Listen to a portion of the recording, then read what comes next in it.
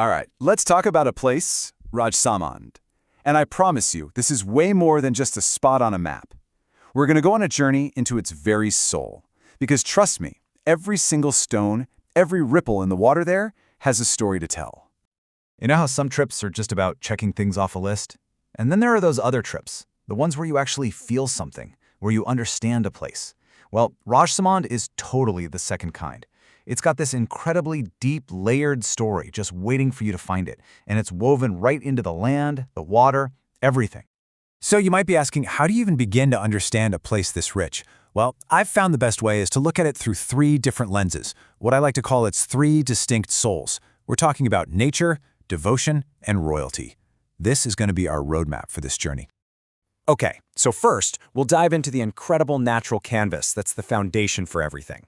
Then, we'll explore this really powerful sense of devotion that gives the place its spiritual heart.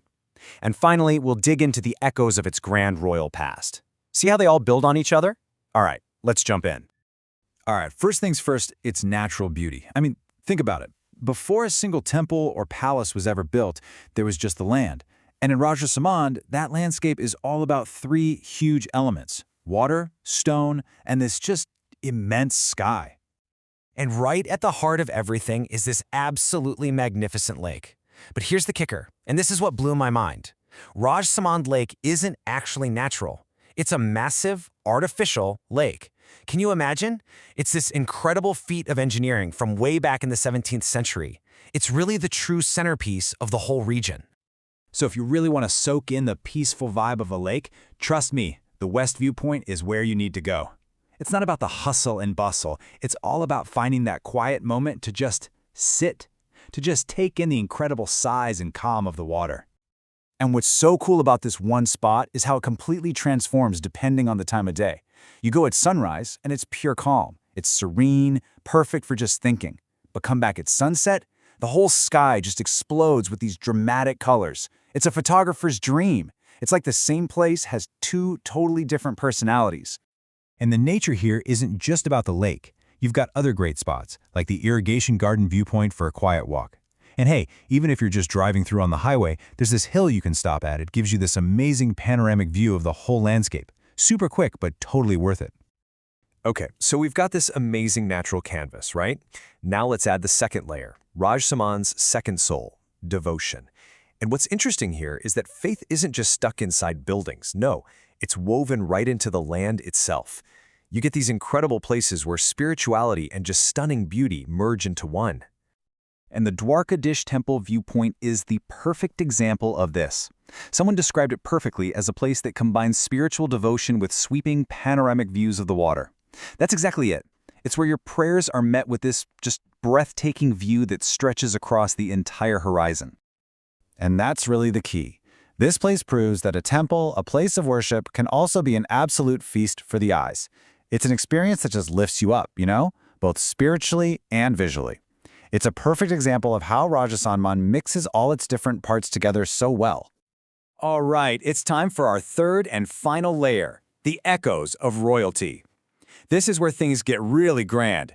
This is the human story of Rajsamand, a history of kings, of dynasties that is literally carved right into the land itself. Okay, just think about this for a second. What if a lake could talk? What if it wasn't just water, but it was a library or a historian? Sounds crazy, right? Well, in Rajsamand, that's exactly what it is. And that leads us to probably the most important historical site in the whole area. This is Nau Chauki. And look, it might seem like just a beautiful marble walkway by the lake, but it is so much more. It's a history book carved in stone. The very same ruler who built the lake, Maharana Raj Singh, had these embankments covered in inscriptions, and they tell the entire history of the Mewar dynasty. I'm talking rulers, battles, legacies, everything. It's a living monument and a historical archive all in one spot. Incredible. So, you've got Nau Chauki, this amazing living record. But the royal story doesn't stop there.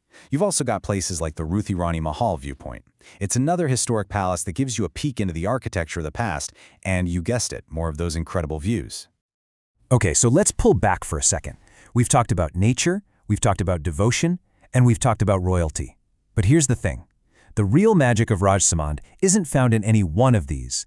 It's how they all come together It's how they blend so perfectly into one single, unforgettable experience.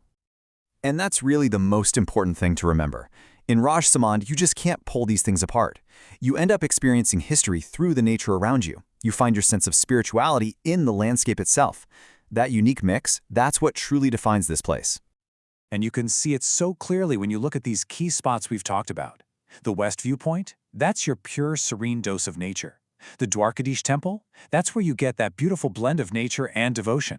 And Nau Chauki, well, that grounds the entire experience in centuries of royal history. See? 3 different places, 3 different identities, all coming together to create one unified soul. So, to wrap this all up, I want to leave you with a final thought. We've seen how Rajsamand's whole identity is this amazing blend of nature, faith, and history. It really makes you think, doesn't it? Take a look around you, at your own landscape. What story does it tell?